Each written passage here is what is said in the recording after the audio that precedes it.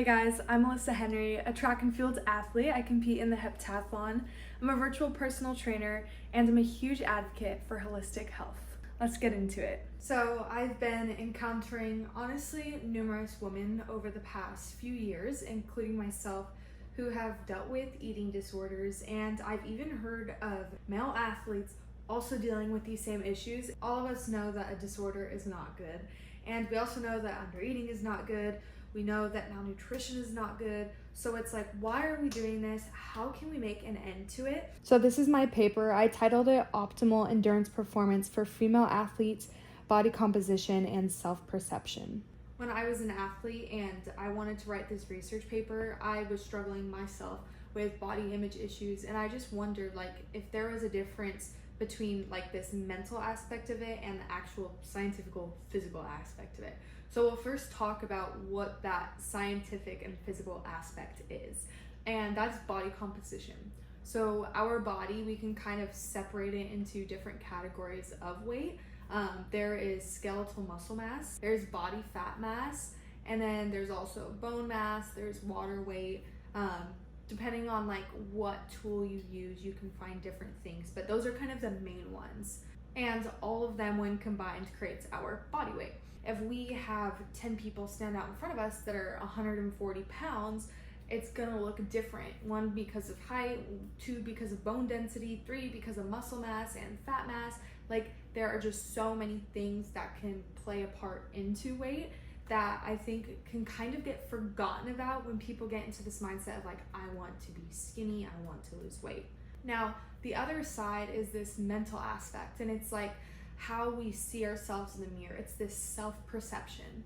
And self-perception is literally a component of mental health.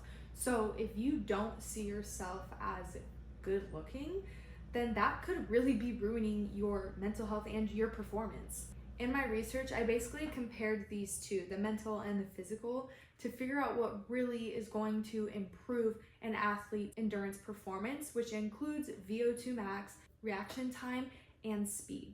At the end of it all, I bet it's pretty easy for you to conclude that a positive self-image or self-perception coupled with a high lean body mass and low body fat percentage was ideal for the best endurance performance.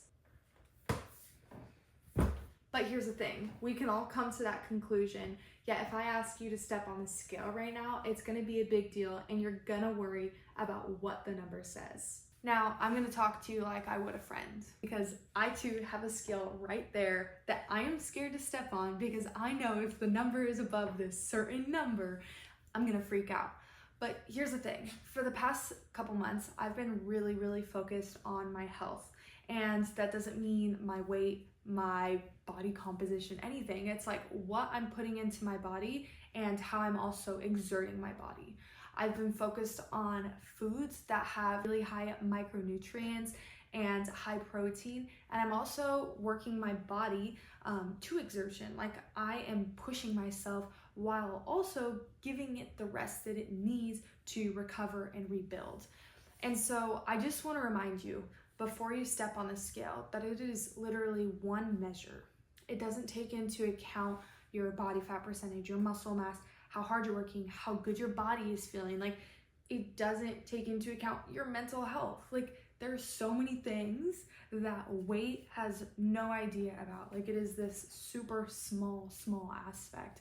And so I want to challenge you, if you are having troubles with the scale and dealing with your weight, to literally put the scale away and start tracking these 3 things. The first thing is how good your body is feeling. Like I said, I've been really focused on super healthy, nutritious foods, and since I've been doing that, I've felt a ton better. And I'm also focusing on recovering after my workouts and not pushing myself to literally a deadbeat end. And so I've been tracking in my journal. I write down how I'm feeling, if my knee is hurting, if I have any tightness in my abdomen, and I haven't had any. I actually just finished a hydrant practice this last week and I got done and I was so freaking excited because I have no knee pain. If I were to step on a scale and it was above 145, let's say 150, okay, and this is the first time I've been healthy in a year, I can't be mad about that because my body is obviously functioning really well. And so, regardless of what the scale says, I am healthy. The second thing I think you should track is your performance. I mean, we're athletes, we are humans, we should be trying to be better. I mean, you've heard the saying, get 1% better every day. And if we focus on that, you should be getting better. But if you are malnutritioned, then you're not going to get better because your body is eating itself. Sometimes you can actually perform really bad even though you're feeling good. And so this is really important to make sure that you're getting enough of your macronutrients and micronutrients.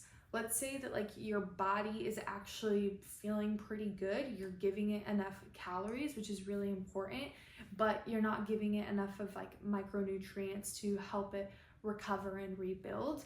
And maybe you're not eating enough meat with creatine, and so when you go out to do your sprints, you're lacking all of that creatine that gives you the first 5 seconds of power. Let's say I'm 150 right now. If I'm running faster, who cares what's on the scale? We care about how we're performing. And the third thing that you should be tracking is your self-perception. It's really important. I mean, I did an entire study on it, and there are literally research papers out there that have women that are dressed in bikinis versus a woman dressed in a sweater doing a reaction test.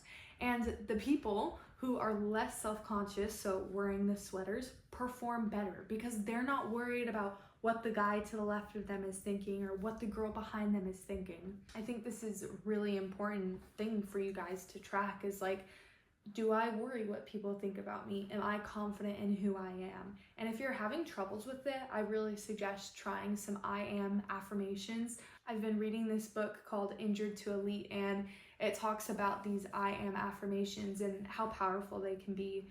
And in the morning, just giving yourself 5 minutes to breathe and to say, I am healthy, or I am strong, or I am beautiful, whatever you need to tell yourself, and truly believe it. Have faith in yourself when you say those things.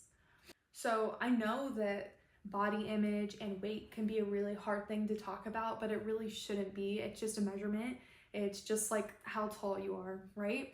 Obviously, it has health implications, and so to a degree, you do need to pay attention to your weight. But I mean, if you are a healthy individual, you're feeling good, you're performing good, and you feel good about yourself, like that's what truly matters. So here's some confidence to you guys to walk through the week without stepping on the scale, but just focusing on the real things that matter.